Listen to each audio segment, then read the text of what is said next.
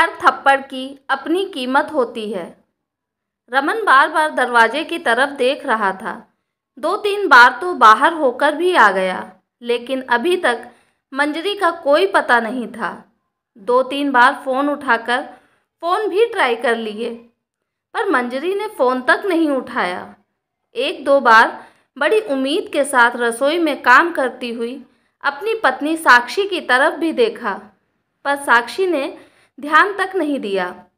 गुस्सा भी बहुत आ रहा था उस पर कुछ कह नहीं सकता था, क्योंकि साक्षी जवाब देना सीख चुकी थी। अचानक अंदर कमरे में से माधवी जी के कराहने की आवाज़ आई तो अंदर कमरे में आकर देखा माँ उदासी से बिस्तर पर पड़ी हुई थी।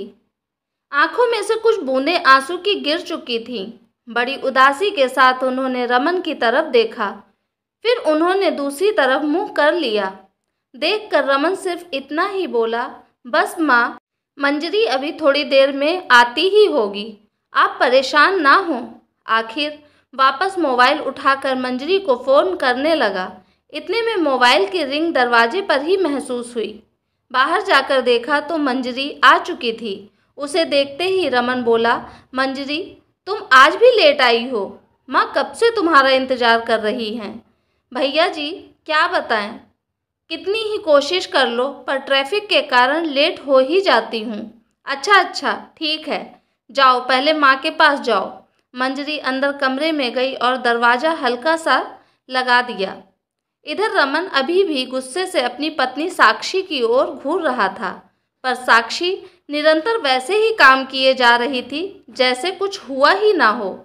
रमन लड़ने के मूड से रसोई में आया। इससे पहले कि वो कुछ कहता, साक्षी ने अपना टिफ़िन पैक किया और रसोई से निकलकर अपना बैग उठाया और अपने स्कूल के लिए रवाना हो गई। रमन को गुस्सा तो बहुत आ रहा था, पर क्या कर सकता था। आखिरकार उसने मंजरी के लिए चाय चढ़ाई और चाय का कप बाहर हॉल में रखकर मंजरी को आवाज़ दे दी, मंजरी अपनी चाय ले आओ। इतने में मंजरी निकलकर बाहर आई और चाय उठाने लगी तो रमन ने पूछा, माँ ठीक है? उसके सवाल को सुनकर मंजरी ने रमन की तरफ देखा और कहा, हाँ भैया जी, माँ जी ठीक हैं। सुबह से कई बार पूछ चुका हूँ पर वो कुछ जवाब ही नहीं दे रही थीं। अभी भी रमन ने सवाल किया तो मंजरी ने जवाब दिया, वो दरअसल भैया जी, उनके कपड़े गंदे हो गए थे, इसलिए परेशान हो रही थीं। शायद इसीलिए वह आपको जवाब नहीं दे रही थी। ओह, तुमने कल जाने से पहले माँ को डायपर नहीं लगाया था? लगाया था भैया जी, पर कपड़े तो गंदे हो ही जाते हैं। बस मैंने उन्हें नहला दिया है। चाय पीकर उन्हें कुछ खिला पिला देती हूँ। उन्होंने सुबह से शायद कुछ नहीं खाया और ना ही कुछ पिया है। टेबल पर सब सामान ऐसे ही रखा है। सुनकर रमन को अपनी पत्नी साक्षी पर बहुत गुस्सा आ रहा था। रमन मंजरी के सामने ही बोला, कैसी पत्नी है मेरी, कैसी औरत है जिसे माँ की तकलीफ तक नहीं दिखती। अगर मेरी माँ की जगह उसकी माँ होती बिस्तर पर, तब भी ऐसा ही करती। कभी माँ के कमरे में जाकर झांकती तक नहीं।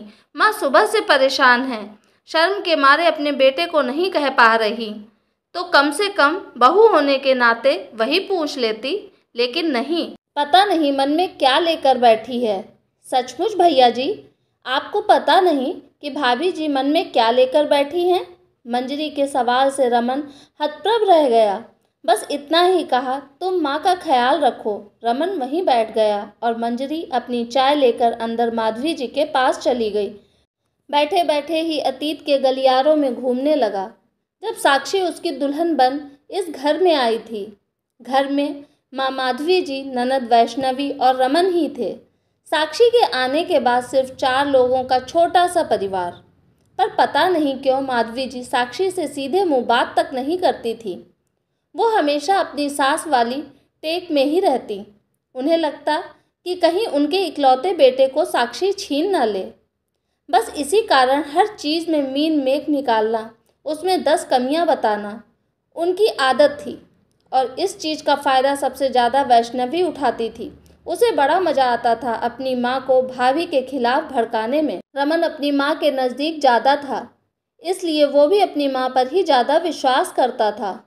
इसलिए वो भी साक्षी को 2 बातें सुना देता। एक दिन वैष्णवी को कॉलेज अपनी नीली यूनिफॉर्म में जाना था, पर वैष्णवी अपनी यूनिफॉर्म निकाल कर साक्षी को देना भूल गई। यूनिफॉर्म गंदा ही रह गया। दूसरे दिन जब वो तैयार होने लगी तो यूनिफॉर्म गंदा देखकर उसने चिल्लाना शुरू कर दिया।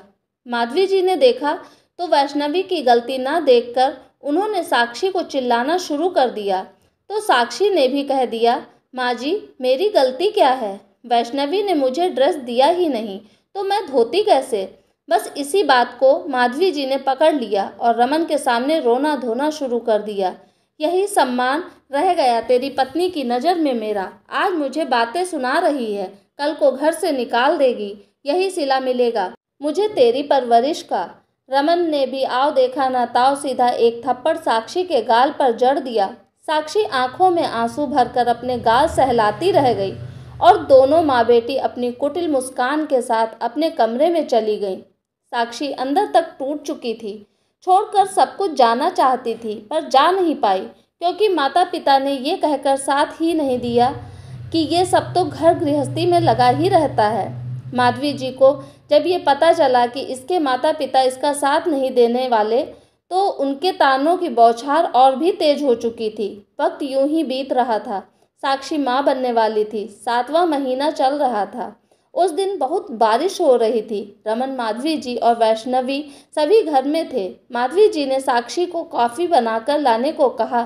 साक्षी कॉफ़ी बनाकर ला ही रही थी कि अपने कमरे में से तेजी से निकलते हुए वैष्णवी साक्षी से टकरा गई और कॉफ़ी का कप नीचे गिर गया। हालांकि वैष्णवी को कोई चोट नहीं लगी, लेकिन उसके बावजूद उसने चिल्लाना शुरू कर दिया, हाय मुझे जला दिया, हाय मुझे जला दिया। सुनकर माधवी जी और रमन अपने कमरे में से दौड़े चले आए। इससे पहले कि कोई कुछ समझ पाता, माधवी जी ने एक जोरदार थप्पड़ साक्षी के गाल पर दे मारा। थप्पड़ इतनी तेजी से मारा था कि साक्षी अपने आप को बैलेंस नहीं कर पाई और वहां रखे डाइनिंग टेबल से पेट के बल जा टकराई। टेबल से टकराने के कारण उसके पेट पर जोर की चोट लगी और दर्द के मारे छटपटाने लगी। रमन तो कुछ कह भी नहीं पाया, पर साक्षी को छटपटाते देखकर रमन साक्षी को लेकर हॉस्पिटल लेकर रवाना हुआ। वहां पहुंचा तो पता चला साक्षी का मिसकैरेज हो गया। सप्ताह भर हॉस्पिटल में रहने के बाद साक्षी को हॉस्पिटल से छुट्टी मिल गई, पर अभी भी डॉक्टर ने उसे बेड रेस्ट के लिए कहा था। माधवी जी ने साफ कह दिया था कि हम इसकी देखभाल नहीं करेंगे, इसे इसके माँ बाप के घर छोड़ा। पर रमन ऐसा नहीं करना चाहता था, क्योंकि अगर वो उसे उसके मायके छोड़कर आता तो लोगों को पता चल जाता कि साक्षी के साथ आखिर हुआ क्या था, और वो नहीं चाहता था कि लोगों को बाहर ये पता चले कि साक्षी की हालत के जिम्मेदार वो लोग हैं। इसलिए रमन ने उसके लिए एक नर्स बुलाई थी।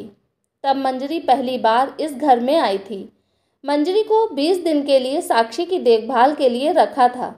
रमन ने मंजरी को रखकर अपनी जिम्मेदारी की इतिश्री कर ली थी। अब मंजरी ही साक्षी को संभालती थी। पर इन 10 दिनों में मंजरी माधवी जी और वैष्णवी के स्वभाव को अच्छे से देख चुकी थी। रमन तो ऑफिस के काम से बिजी रहता। यहाँ दोनों माँ बेटी खुद ही बनाकर खा पी लेती, लेकिन साक्षी के लिए खाना बनाना उनके लिए दूभर था।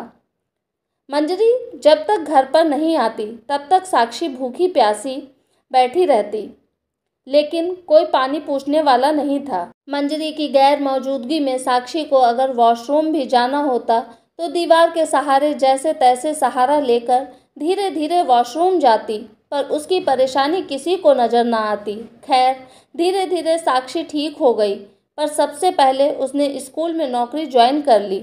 रमन, वैष्णवी और माधवी जी ने मना किया। कुछ दिनों तक उससे बात भी नहीं की, पर साक्षी ने इस बार दिल पक्का कर लिया। अब वो किसी से कुछ बोलती भी नहीं थी, सिर्फ अपने काम से मतलब रखती थी। वक्त के साथ वैष्णवी की भी शादी हो गई और वो अपने ससुराल चली गई। आज उन बातों को 4 साल हो चुके हैं। साक्षी दोबारा कंसीव ही नहीं कर पाई, तो माधवी जी रमन की दूसरी शादी करने पर उतारू हो गई। पर साक्षी कुछ नहीं कहती थी और ना ही तलाक लेने को तैयार थी। माधवी जी उसे परेशान करने में कोई कसर नहीं छोड़ रही थी। किसी तरह तो साक्षी घर से निकले, पर ऐसा नहीं हो पा रहा था। इसलिए एक दिन माधवी जी गुस्से में अपनी बहन के घर रवाना हो गई। तो रास्ते में एक्सीडेंट हो गया और आज वो बिस्तर पर पड़ी हैं। लोगों की तरह दोनों बहन भाई को उम्मीद थी कि साक्षी बहू का फर्ज निभाएगी और अपनी सास की सेवा में दिन रात एक कर देगी। पर साक्षी ने साफ मना कर दिया, मुझसे आपकी माँ की देखभाल नहीं होगी। या तो नर्स रख लीजिए या फिर इनकी बेटी को बुला लीजिए, क्योंकि हर थप्पड़ अपनी कीमत चुकाता है। आज एक एक थप्पड़ अपनी कीमत चुका रहा है और मैं कोई देवी नहीं जो इतना कुछ होने के बावजूद भी इनकी सेवा करूं। जिस तरह से साक्षी ने घृणा की दृष्टि से माधवी जी को देखा था, रमन और वैष्णवी ही नहीं, माधवी जी की भी नज़रें झुक चुकी थी। वैष्णवी ने ससुराल से यहाँ आकर रहने के लिए साफ मना कर दिया, इसलिए एक बार फिर मंजरी को बुलाया गया था। ये अलग बात है कि साक्षी घर से जाने से पहले रमन और माधवी जी का खाना भी तैयार करके जाती थी। काम सारे करती थी, बस सेवा नहीं करती थी। और आज किसी में हिम्मत नहीं थी कि वो साक्षी से ये कह दे कि तुम माँ की सेवा तो कर लो। दोस्तों, ये थी मेरी आज की कहानी। आशा करती हूँ कहानी आपको पसंद आई होगी। अगर आपकी कोई राय है इस कहानी के बारे में तो मुझे कमेंट के द्वारा ज़रूर बताइएगा। आप मेरे चैनल पे नए हैं तो प्लीज़ सब्सक्राइब कीजिएगा मेरे चैनल को। कहानी पूरी देखने के लिए आपका बहुत बहुत धन्यवाद।